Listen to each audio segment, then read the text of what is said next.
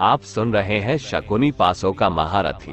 वैसे तो ये कहानी भारतवर्ष की सबसे पुरानी कहानियों में शामिल है, लेकिन ये कहानी कुछ सवाल करती है, सवाल जो पिछले हजारों सालों से अनुत्तरित है। क्यों अपने जीवित शिशु को नदी में बहा देने वाली माँ महान कहलाती है? क्यों अपने पत्नी को जुए में दांव पर लगा देने वाला धर्मराज कहलाता है? क्यों शिष्य का अंगूठा मान लेने वाला गुरु महान आचार्य कहलाता है? अपनी पत्नी को भाइयों के साथ बांटने वाला भरी सभा में किसी स्त्री को वेश्या कहने वाला, अपने ही कुलवधू का वस्त्र हरण चुपचाप देखने वाला, ये सभी नायक हैं इस महागाथा के। तो फिर मैं क्यों नायक नहीं, खलनायक नहीं, नायक हूँ मैं। सुनिए शकुनी की विचारों तेजक आत्मकथा, शकुनी पासों का महारथी।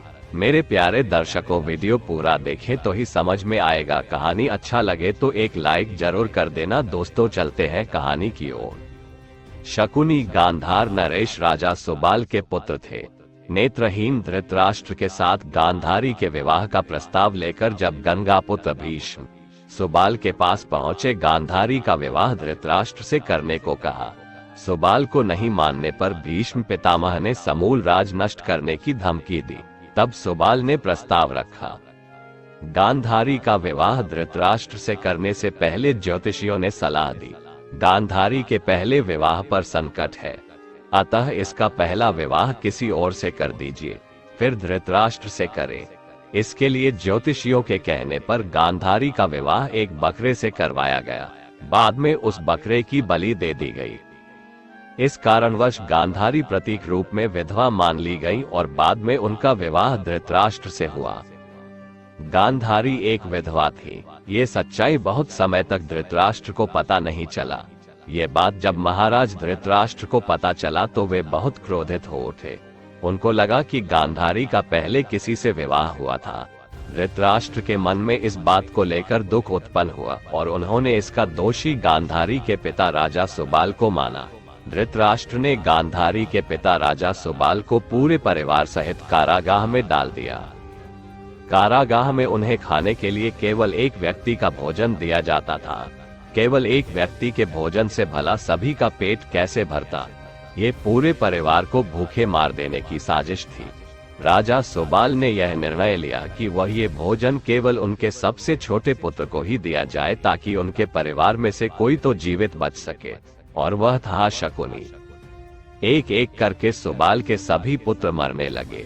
सब लोग अपने हिस्से का चावल शकुनी को देते थे ताकि वह जीवित रहकर कौरवों का नाश कर सके। सुबाल ने अपने सबसे छोटे बेटे शकुनी को प्रतिशोध के लिए तैयार किया। मृत्यु से पहले सुबाल ने धृतराष्ट्र से शकुनी को छोड़ने की विनती की, जो धृतराष्ट्र ने मान ली थी। शकुनी ने अपनी आंखों के सामने अपने परिवार का अंत होते हुए देखा और अंत में शकुनी जिंदा बच गए। अपने पिता की मृत्यु के पश्चात शकुनी ने उनकी कुछ हड्डियां अपने पास रख ली थी। शकुनी जुआ खेलने में पारंगत था और उसने कौरवों में भी जुए के प्रति मोह जगा दिया था।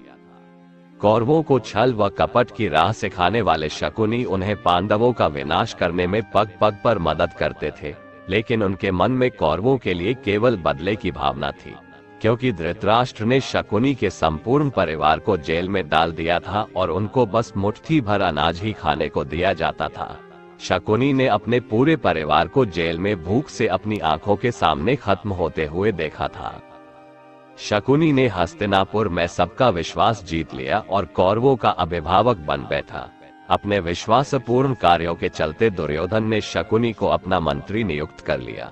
सर्वप्रथम उसने गांधारी व धृतराष्ट्र को अपने वश में करके धृतराष्ट्र के भाई पांडु के विरुद्ध षड्यंत्र रचने और राज सिंहासन पर धृतराष्ट्र का आधिपत्य जमाने को कहा। फिर धीरे धीरे शकुनी ने दुर्योधन को अपनी बुद्धि से मोह पासा में बांध लिया। शकुनी ने न केवल दुर्योधन को युधिष्ठिर के खिलाफ भड़काया, बल्कि महाभारत के युद्ध की नींव भी रखी। इसी तरह शकुनी ने अपने बुद्धि से कौरवों का मूल नाश करवा दिया। मेरे प्यारे दर्शकों, ये कहानी आपको कैसा लगा है, इसकी जानकारी हमें कमेंट करके जरूर बताएं और कहानी अच्छा लगा हो तो एक लाइक कर देना। आप हमारे चैनल पर नए हैं तो सब्सक्राइब कर लेना। दोस्तों फिर मिलेंगे आपसे अगले वीडियो में, तब तक आप लोग हंसते रहिए, मुस्कुराते रहिए, खुश रहिए और अपने परिवार का रक्षा कीजिए। जय हिंद, वंदे मातरम दोस्तों।